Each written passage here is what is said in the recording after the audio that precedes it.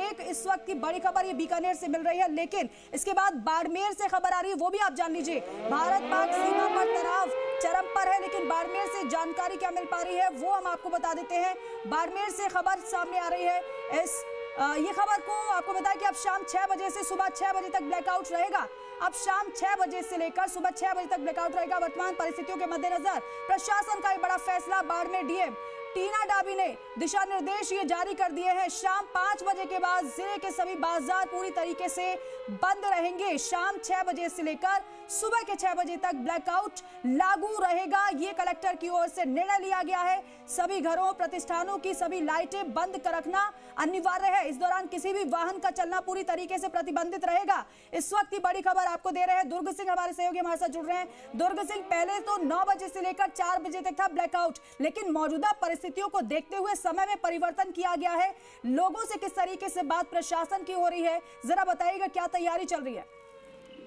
देखिए, निश्चित तौर पर बाड़मेर में अब एक बहुत बड़ा निर्णय जिला प्रशासन के द्वारा अब आज शाम थोड़ी देर बाद 5 बजे के बाद पूरा जिले का पूरे के पूरे बाजार, हर कस्बे के बाजार, हर गांव में हर दुकान बंद हो जाएगी, प्रतिष्ठान बंद हो जाएंगे और शाम को 6 बजे से लगाकर सुबह 6 बजे तक पूर्णतः ब्लैकआउट की घोषणा कर दी गई है, लागू रहेगा।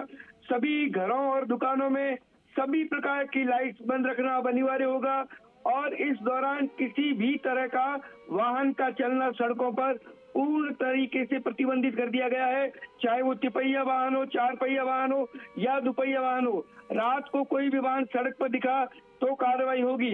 डिफेंस एरिया यहाँ पर जितनी भी है उनके 5 किलोमीटर के दायरे में कोई भी एंट्री नहीं है। देखिए, बाड़मेर एक सामरिक ठिकाना है, एयरफोर्स से लगा के दूसरे जो है सारे के सारे बड़े ठिकाने जो है वो दुश्मन देश जो है वो लगातार टारगेट पे रखे हुए हैं। तो इस वजह से 5 किलोमीटर के दायरे में कोई भी तरह का एंट्री नहीं होगा और कोई भी संदिग्ध व्यक्ति इस इलाके में नजर आया तो बाड़मेर जिला प्रशासन ने स्पष्ट कर दिया है कि कठोर कार्रवाई की जाएगी। इसके साथ साथ जिले भर में अब ड्रोन का संचालन पूर्ण रूप से प्रतिबंधित कर दिया गया है। किसी भी तरह के आतिशबाजी, पटाखे ये भी नहीं जलाए जा सकेंगे।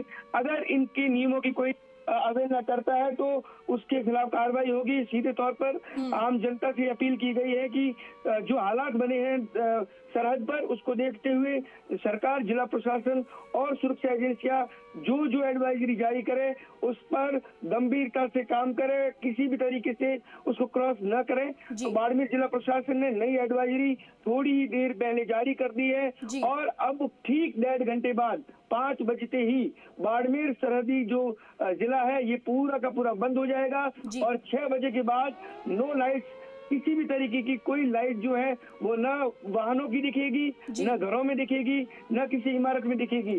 पूरे तरीके से सुबह 6 बजे तक पूरे सरहदी जिले बाड़मेर को अंधेरे में रखने के आदेश दे दिए गए हैं। जी दुर्ग, जरा ये भी बताइएगा कि बीती रात के बाद आज की सुबह वहां पर कैसी रही, लोगों का रिएक्शन कैसा था?